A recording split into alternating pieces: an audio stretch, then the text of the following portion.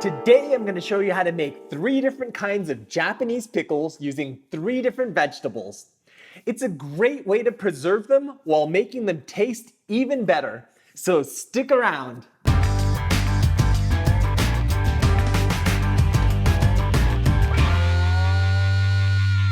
Welcome back to No Recipes. I'm Mark Matsumoto, and I'm here to show you how to elevate your everyday meals. So hit that subscribe button and ring that bell so you don't miss out. Although fermented foods have become born-again trendy, Japan has a long history of pickling and fermenting basic ingredients to make them taste better. For many Japanese people, rice along with a bowl of miso soup and some pickles is all you need to call it a meal.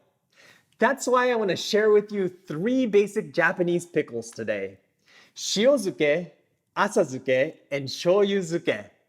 I'm also going to include a link in the end screen to a video where I show you how to make miso soup 3 different ways so you can make a full Japanese meal at home. Shiozuke just means salt pickles.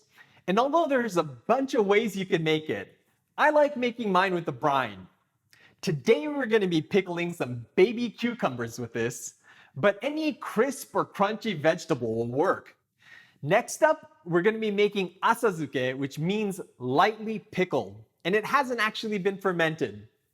A popular vegetable for this is napa cabbage, which makes it a bit like kimchi minus the garlic and chili peppers.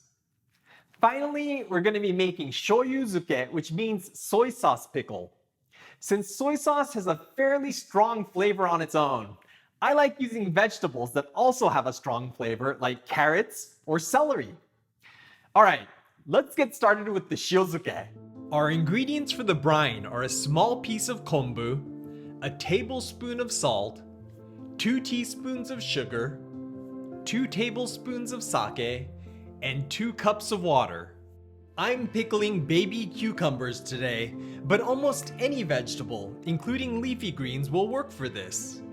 To make the brine, I'm gonna add the konbu, salt, sugar, sake, and water to a zipper bag and mix this up to dissolve the salt. Konbu can have sharp edges that can puncture your bag, so just be careful not to tear the bag. You don't have to do this in a bag, but it allows you to submerge the vegetables in less brine than if you were to do it in a bowl. Now I'm gonna add the cucumbers to the brine. This brine is about 3.5% salt, which is on the low end because cucumbers tend to absorb more salt than harder veggies. With any of these recipes, you can adjust the salinity to suit what you're pickling as well as your tastes. Then just seal up the bag, pressing out as much air as you can. After a few days in the fridge, your cucumbers are ready to eat. At this point, they haven't started lacto-fermenting yet, so they won't be sour. But if you want them to be more sour, just let them pickle longer. Next up is the shoyuzuke. I'm going to be using carrots today, which benefits from the dark color and strong flavor of the soy sauce.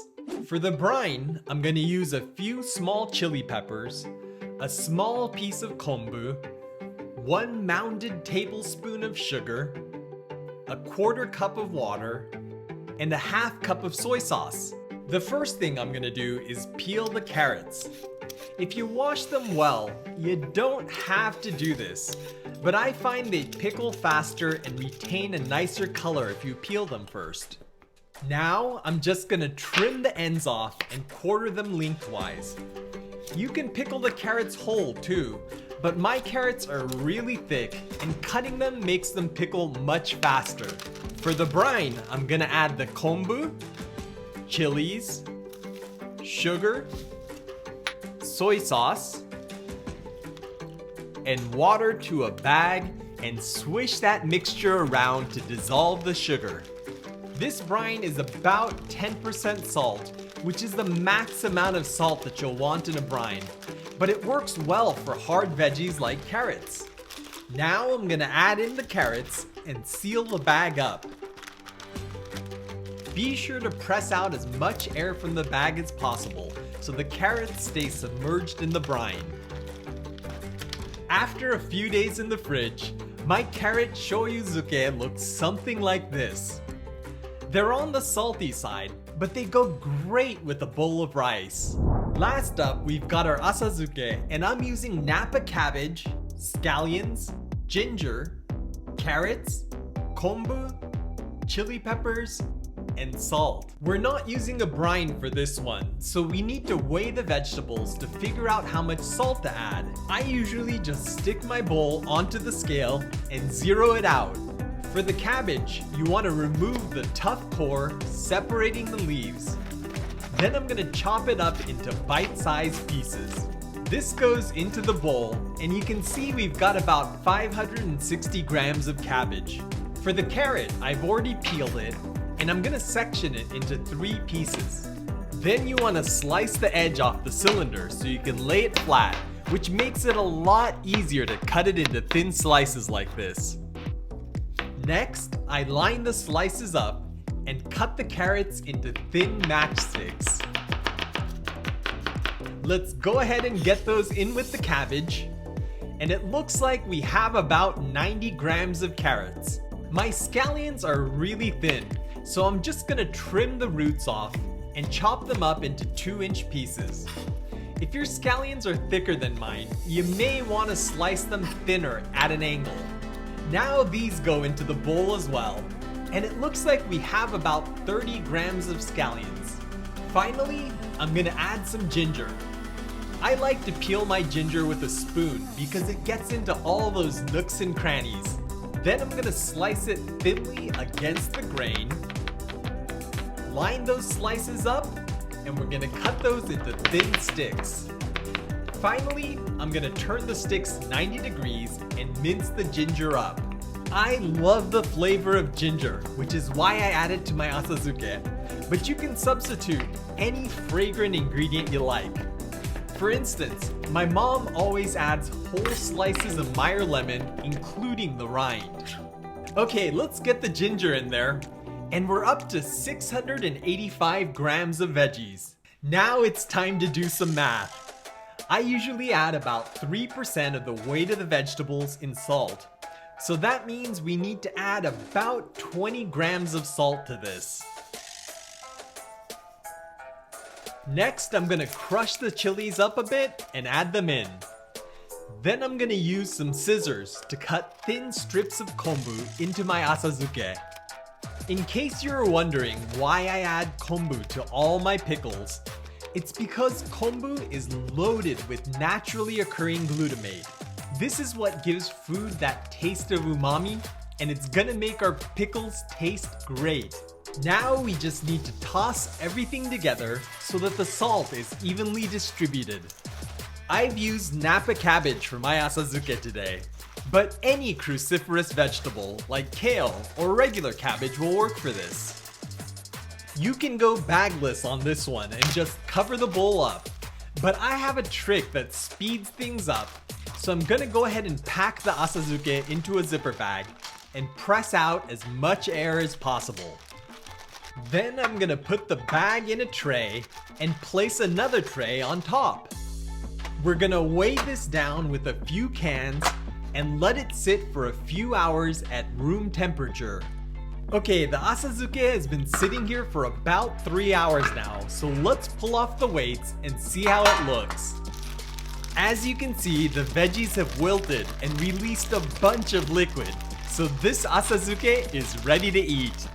I love Asazuke because it's so quick and you can enjoy it like a salad the first day. But if you leave it at room temperature for another day or two, it'll start turning sour thanks to lacto-fermentation. Pickles are called Tsukemono in Japan, and they're a great way to preserve fresh veggies for weeks.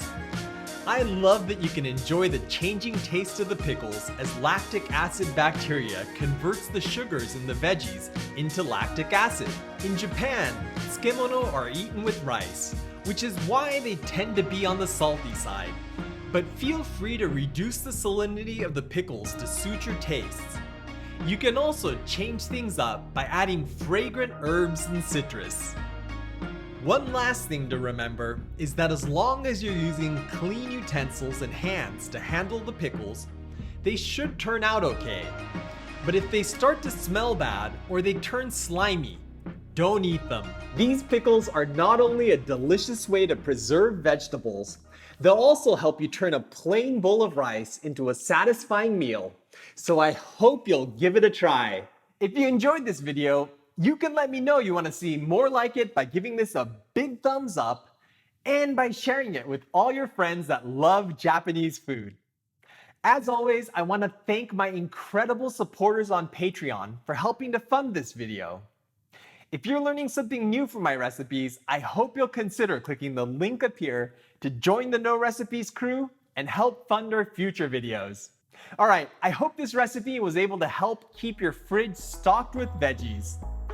Be well, stay safe, and I'll catch you in the next one.